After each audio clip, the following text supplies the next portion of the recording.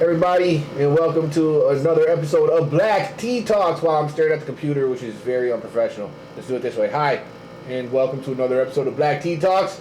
With you, as always, is Z and Ray and Ted. Hello. And today, I want to start by saying a little small thing.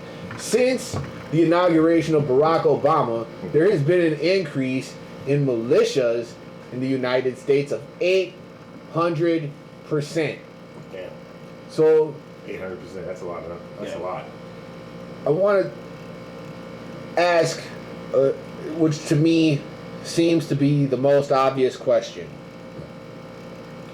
are militia groups directly tied to white supremacy groups? Discuss. Discussion is over. Well, how much we have to discuss that? Let's get your opinion, Ted. I honestly don't know how much we have to discuss that because I think the answer is obviously yes. Okay. I think All that. right.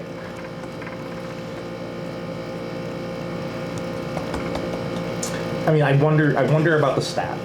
Honestly, the 800%. And the reason I wonder about the stat is like, what are we really talking about when we categorize militia there? You know, if you're talking about a bunch of little keyboard warriors that are united under a name. I don't know if the thing. numbers are truly 800%, but the numbers of militias has risen. Oh, absolutely. Since there's so many militias. Did you know that Michigan State is the capital of militia for the whole United States? Yeah. It's dead serious. They have the most militias. All the militias apparently look up to how to form your militia from militias in Michigan. Why Michigan? Don't know. I asked the same question too. Why Michigan? I have no idea why. There could be a lot of other places. I mean, there's a lot of green. I would woods. expect like. Is there just a lot of like? I would think more mountain towns. It's a lot of forestry there. It's a lot of woods. I mean, you can really hide out in Michigan if you really wanted to. But what are the I other can totally see where camps and compounds will be created out there. I think the other big ones are like Idaho and. Idaho is another big one. Probably like Montana, Wyoming, that type of shit. Yeah, but to answer your question, I personally think it's definitely tied because it's been a history. I mean, you got to think about it. When the Ku Klux Klan first came out, their main goal was that they were like one of the first militia groups, if you think about it. They rode around with their shotguns and their rifles with hoods on, with insignia. I get that, right? but so like militias started at the beginning, like when the country started, the foundation of the country. Militias essentially were state armies. They were militia groups started essentially to be there to defend the state from essentially an overbearing government, and they essentially took all of those militias, combined them all together, and then created what is your National Guard, right? Yeah. So technically, if you are a member of the militia, you are a member of the National Guard. Well, of the legal militia. Yeah. Now, which is now changed, you got your outline. The definition is completely changed. The definition to it now is changed.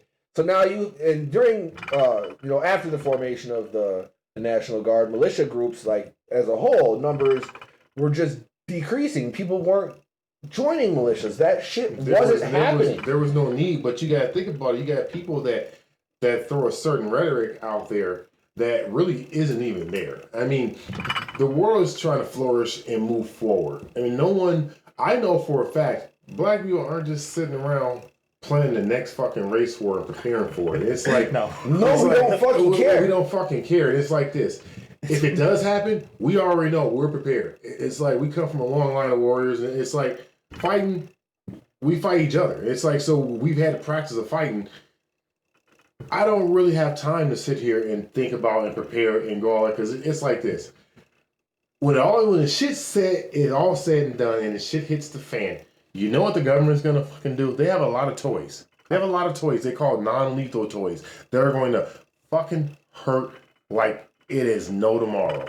And one of them is called the ADS. So let a war pop off. Let a militia decide to attack something or attack some people and kick off. They're going to deploy those vehicles that send out heat waves It's called the heat ray. Like scientific I shit. heard about that. The heat ray. Look this shit up. Heat you up like a microwave oven. It's called the active denial system, aka the heat ray. The military, they actually want to use it on the protesters in Washington D.C., but of course, they say hell no, because that's a bad time to be using something like that on people. Yeah. It'll be 10 times worse. And it was a battlefield design weapon. It wasn't intended for here. It's not intended for here. So, but basically, people, what a heat ray would do is it will send out these microwaves to you. Your skin will feel it, and it'll feel like it's burning, like all over. You won't. It's like they say mace, and like bear mace is like a playground compared to this shit. It will burn. It's gonna just be bad for a lot of people. That's one thing that they have against you. And then they have another system they use where it's in sonic rays. Yeah, sonic sound. Make your eardrums pretty much bleed. Pop. You'll be covering like this and want to get away from the sound. They call it crowd control. This is the other thing I don't understand about militias, and this is just me. One of the things I don't understand about militias, and it kind of is like what we were talking about last week with martial law and things like that. If you're going to have a militia and you think you can have a compound and you can protect that compound, yeah, maybe you can. Like, absolutely, you can probably do that. If you just mind your own fucking business off in a corner... Oh, no, I don't... That's what I mean. Like, what need for it is there? It's not like we live in Afghanistan where you got to worry about some fucking terrorists coming out of the mountains at night to try to steal your daughters or some shit like that. You don't have to worry about anything like that. No, I just mean, like, if shit went down, if you actually had martial law declared, you might be able to take care of your little, like, square block. Or your compound. That's it.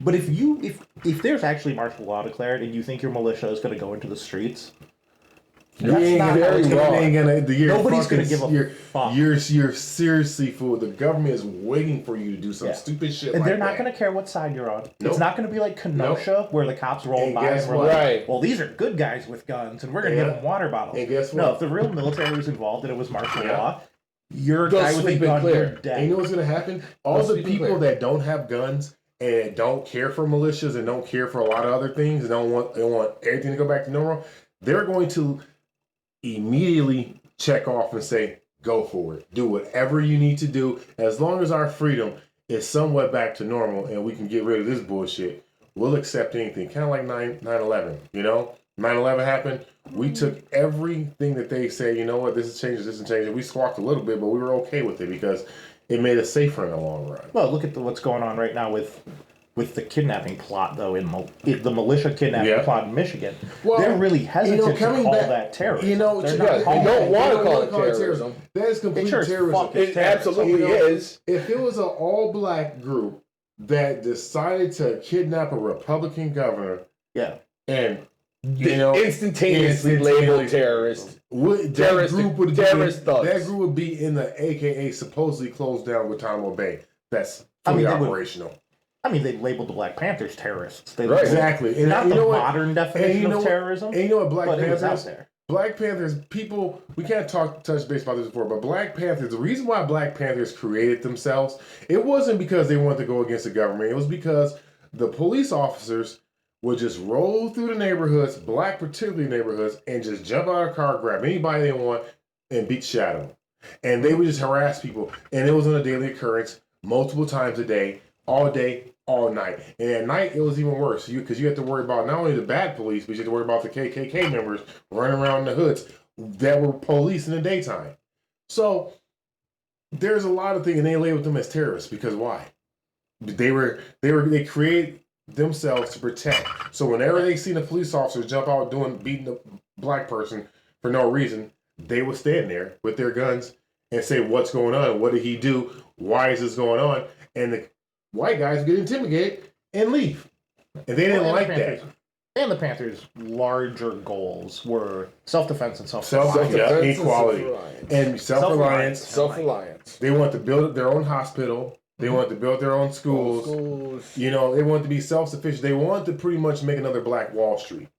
And the government hurry up, shut that down because if you did your history and you figure out what they did with Black Wall Street, you'll understand why they were so afraid because Black Wall Street was actually more profitable than the White Wall Street at the time. They didn't like that. It was complete jealousies. It was comments like, why is that black guy? And it wasn't a black guy, it was the N-word, drive a Cadillac. And I don't have a Cadillac. Why does he have a nice home and I have an apartment? Why is he dressed like that and I can barely feed my kids? There was shit like that. It was all about jealousy. That's all it was. And if you did your history and you look at some of the stories that are told, because so many people are still around and can tell you these stories, you'll be like, man, this fucking country was really fucked up. I mean, to a degree, I think that still goes on. It still goes on to this day. They don't want anyone to make more money than them. The government in particular, and the right people got in the government from that side to manipulate the whole system. And all it takes is a few people. We all know what happens when a person gets money. He can buy power. He can buy influence. He can buy people's decisions. Because we all know when someone wins the lottery, comes up with a bunch of money, all of a sudden he's the most popular guy in the neighborhood. Everyone wants to hang out with him. And before, no one probably even noticed the dude. And people do dumb shit when they win the lottery, though. Yeah, they do dumb shit. I agree. They do dumb shit. People do dumb shit when they win the lottery. Yeah, I agree. I 100% agree. Definitely. And I mean, that's the other, like when you were talking about militias and the Klan, I mean, so that's something that's, how do I say this? So currently you have these militias that want to think of themselves as protecting the common good, blah, blah, blah, and they want to be deputized by local sheriffs and stuff like that, and they have relationships with sheriffs. I mean, that's kind of a lot more Klan-like. It's very Klan-like. I mean, the Klan definitely was, there's going to be a sheriff in that group. Oh, yeah. Yeah. It's going to be a sheriff, definitely. There's going to be a sheriff. Numbers of police officers. So the original Klan... police officers that are going to... The original Klan was predominantly law enforcement officers. And their family members, extended family members. Yep. So when people say that the police is a racist institution, there is legitimacy behind it. They don't want to hear that shit. Backing up. It's hard. It's a hard American fact. Yeah. One of those things that's like, whoa, no, not all cops are bad and not all cops are racist. We're not saying that. But if we're being honest about American history and the foundation of shit, let's talk about where. Let's talk about it. The culture came completely. You gotta think about police. Because if you think about it, back in those, talk about what policing if you think about it, in those small towns, if your family member was a deputy or a sheriff, and especially a sheriff, he could make you the town. You didn't have to go to school. The town could vote you to be the sheriff back in those days. And then you can deputize anybody you want after that. You still can do it in small towns apparently. But the thing is, a lot of those ideologies back in those days, a lot of the dudes were racist. So and a lot of the deputies in the culture, if you got the sheriff that's a fucking racist ass prick, guess what? He's most likely going to teach everybody under him how to be that way. But you have to remember, the whole administration is going to be fucked up. The whole purpose, the whole creation of the police system stems from slave catching. It's not from law enforcement. It's not. You're right. It was from protecting the wealthy people who had the money to run towns and slave catching. That was the initial law enforcement impetus. It was born upon those two things: protect the rich, catch slaves. And then eventually they turned it into the police force. So how is it that an institution or an organization built to protect rich people and catch slaves is supposed to be now, as a police department, no longer founded upon racism and protecting the elite? Cops and robbers, that's the term, right? They claim the slaves are always going to rob you. They're always going to do this. Kind of like the Indians back in the day. They call them Indians, and they say, they're going to take your stuff. You can't trust them. And it was basically, they sold a bunch of distrust. Just the groups. Of the percentage? A certain type of human race. And it was like, back in the day, I don't even know how people even thought, because we came so far as technology and like intelligence, but a human being is just as intelligent. This information has always been around, you know, and you can pretty much find information. Back in my days, we were growing up, you just go to the library, pick out a book, know the topic, or whatever, ask the librarian, you know, do some research. You can find the shit. Now it's even fucking easier to even find out this information, but no one's doing it, man. If people just say that, if people don't even, if people care, they say I'm fucking sick of this shit. I'm sick of this shit. They pretty much, they're sick of listening to it all because the news puts it on the news like all day, every day, on top of our every network, and it just gets fed into your head to where you're like, fuck this, I'm fed up, I'm fed up, I'm fed up, I'm pissed off, and then you just tune out, and then you don't do shit. Yeah, and the cycle never, and it never fixes itself. No, and you pretty much have to go back to the beginning and say, okay, what are some of these policies that were really made, and why were they made at the time? Absolutely, it's a structure that just keeps reinforcing itself. Yeah, that's the problematic thing. It's the analogy. But the thing is, here's the. I used to be a carpenter. If the foundation's bad, the foundation's bad. You can't keep building on a bad foundation. What happens when you build on a bad foundation? The foundation eventually crumbles, and then the house starts to crack. You got all these little things. The windows don't close right anymore because the foundation was bad. And instead of replacing the windows, you have to tear the fucking whole house down and rebuild the foundation. So where are we right now? Are we like, what beam just cracked? They got us where we are right now. We band-aided. We're past the bad foundation. Yeah, we band-aided so much. The structure of the house. We know the foundation's bad. The foundation. They know the foundation's bad, but they don't want to take the time because they're like, okay, we put all this time, all this effort into fixing everything else in the house and structuring and then making. But it never worked because you never got rid of the root problem. You need to go in and look at some of these policies that were made and actually redo policies. And it's like, for instance, kind of like going back, we keep touching on this week after week, but if you want to deal with the homeless problem, the crime problem, you have to readjust some of these laws that were made. If a person has got in trouble, did his time, went to prison, jail, whatever, paid restitution, parole, probation, treatment, doesn't fucking matter. Whatever the motherfucker did, he does his time, he does his thing. After a certain amount of time, he should be able to do anything he fucking wants. If his crime didn't relate to it, he should be able to do anything he wants. If he's proven himself, especially after a certain amount of years, why are you going to hold him back? Why are you going to not give him a place to stay? Why are you not going to get a guy a job? Why are you going to, not give him the opportunities to live the American dream? That's his right to live the American dream. He has a God-given right as every human being on the face of this earth. And in America, things are really good in America. You can really make shit happen. Why make it harder? If you're given the opportunities. If you're given the opportunities. But if you close the door, the average human being, black, white, Chinese, no matter what he is, male or female, is going to turn to survival mode. Survival mode, maybe to rob you, maybe to stab you, maybe to kill you, whatever, just to survive. Because the opportunities were always being shut. And like, the fucking world don't care about me. No matter what I do, shit ain't gonna turn out right anyway. I'm just gonna do this anyway. Yeah. Well, and I don't want to make this a left-right thing, but it's not a left and right. It's not a left-right. It's an everybody thing that we all need to address. Because but I think specifically, the persons on the right, politically on the right, they have a tendency to use this idea of not only equality but equal access to opportunity. Yep. And I personally don't think that's true. I don't think we're anywhere near equal access to opportunity. No, definitely. No, we're talking about school systems. No, not at all. Financial systems. No, like you're not at all. About prison parole.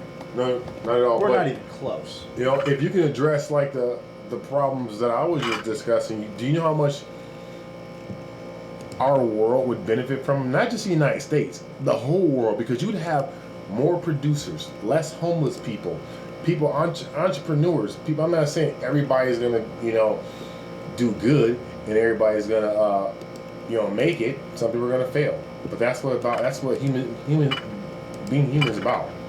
It's falling, getting back up, dusting yourself off, learning from where you fucked up the first time, and adjusting so you don't do it again. Because if we knew the whole path we're gonna go, that'd be a pretty boring life. You know, if you knew every day what was going to happen, what, you know, if you're going to fail, you're going to succeed, it'd be pretty boring. You know, you're like, no. But that success is, hey, I don't know what's gonna happen today, but you know what? I'm gonna make the best of it. I'm gonna figure it out. Yeah, figure it out. Make the best of it. That's all you got to do. Yeah, I guess I just don't understand why it's so easy to stand behind that idea as you watch it fail over. Not your idea. I know. I know exactly what you're saying because I watch it too. I know what you're saying. Okay, this failed. Okay, let's use the same idea. But let's just put a new spin. Let's just spin. Let's just do a little bit. Let's give it a different name. Yeah. We'll put somebody else in charge. Yeah. They'll do the same shit, but it'll work this time. Because somebody else is in charge of it. Oh, fuck, it didn't work. All right, let's do it again. again. Maybe this person will be a bit better fit for this. No, fucking structure the shit over again. Yeah. All you gotta do is tear it down, rebuild it up. I know people are, it takes too long. People, it's all we got is fucking time. It's going to take even longer if we don't do anything about it. We keep restructuring it, where all we're doing is prolonging the inevitable. You're getting a bunch of hostile people. Hostility is going to breed over. And if you're any type of religious in America, you already know we believe in the end times, the gospel. But that tells, there's a lot of signs right now if you really want to go that route. And maybe that's why all these militias are, you know, pumping up. Don't know. But let's just say if some shit do hit the fan, it's gonna be fucked up for everybody. It's not just gonna be fucked up for black people. It's not just gonna be fucked up for white people, rich people, poor people, middle class. It's gonna be fucked up for everybody because the government's gonna separate us from them immediately. Citizen versus government official. Well, they're gonna keep or employee. Rich people. They're definitely gonna keep. They'll always protect them. The rich people and their family, the 1%. But the majority of people, no, we're gonna be left out. They're gonna keep the important ones intact. You know that. They got bunkers for that. They said we got into World War III and America got attacked. If America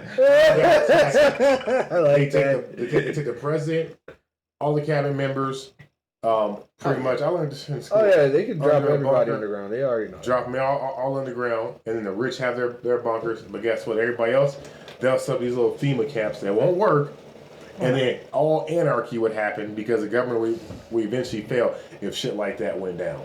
But no one wants to think about that. No one wants to talk about that. But we can prevent all of that if we address these little small problems here and now. Well, and we better because, I mean, my personal opinion is the other reason we got to address this shit right now is because there's bigger challenges coming. There's going to be lots, way bigger. There are going to be lots. Don't get me wrong. Much larger challenges. This challenge, right? But if we really start going into the science of global warming, if we really start talking about ocean levels rising, right, and like people basically not having arable agricultural land anymore, and trying to feed the entire world, right? I 100% agree. Like that's when shit gets really bad. And I mean, dude, there's poverty in the United States. There absolutely is. There are people who have a hard time paying for food and have a hard time paying for basic needs and things like that. However, if we start think on a global scale, and you have the serious conditions of global warming coming to fruition, you're going to be talking about billions of people that can't eat. Right. And what the fuck's going to happen to them? Not in the United States. In the United States, you're going to talk about, 350 million people that can't eat. 200 million. And they're going to be mad. But on a global scale, what happens when 5 billion people can't eat? When a third of the global population is literally dying of starvation. Yeah, that's when... Yeah, and if we can't start thinking about how to fix some stuff. What's up? No notes on editing tips. Oh. So what stat are we still looking for here? I'm still trying to find how many militias are directly tied to white supremacy groups. Here's the hell of it. Everything that I'm finding is a majority of militias are tied to white supremacy groups. Yeah. Not just directly the KKK so much, but there's at least 50 to 70 different types of militias and white supremacy groups that are directly correlated. Yep. Go to the Southern Poverty Law Center. Very reputable source for this sort of stuff. Southern Poverty Law Center might actually differentiate Yeah, they have a lot of things. What people who consider themselves militias. There's an actual group that places them. I think no, is that it? No. Hold on, I can help you Just look. go on Southern Poverty Law Center, and then it'll give you a whole. I can help you look. I check out Southern Poverty Law Center all the time when I'm looking for this stuff. So go to resources, and there's Hate Watch. Let's see. Okay, hold on. That's not resources. Don't worry, I'll find you there. Oh, Hate Watch. Actually, it's over there. It's called the ADL, the Anti-Defamation League. Yeah, Anti-Defamation. Go there. That's they're the good group. too. That's the group right there that you want to go visit.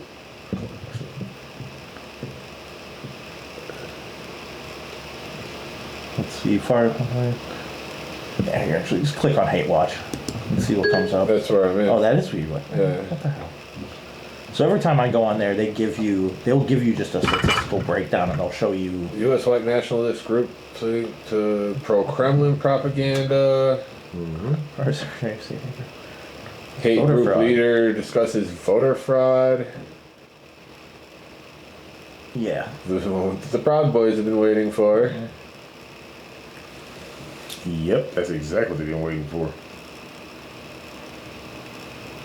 There's some malicious stuff about our Far right Kyle Rittenhouse. Rittenhouse propaganda is not factually based, says the Kenosha militia participant. Oh, well, that's who we should be listening to. Yeah, That seems like a reputable because source. he's a reputable source. right there. We're not a hate. We're not a hate group. We discussed Rittenhouse once, briefly, in the grand scheme of everything. And I'm still not over that whole scenario. I still can't understand why a 17-year-old was jumping state lines with a semi-automatic weapon, and everybody in this fucking country, not everybody, 50% of this fucking country defended that shit. Yeah. Exactly. Half. How did he even have it? Like, Half! he's 17 years old. You're 17 years old. You can't even go and buy the I fucking agree. gun that you traveled over state lines with. And half of you fucking people defended that shit. Oh, dude, he has a GoFundMe that has fucking I know. $500,000 So all right. on it. So all right, guys, we are going to wrap this episode up, but this is to be continued. We're going to pick this up on the next episode. Word. Word. Word. Got Okay. it? See you next time. See you next time. All right, did we get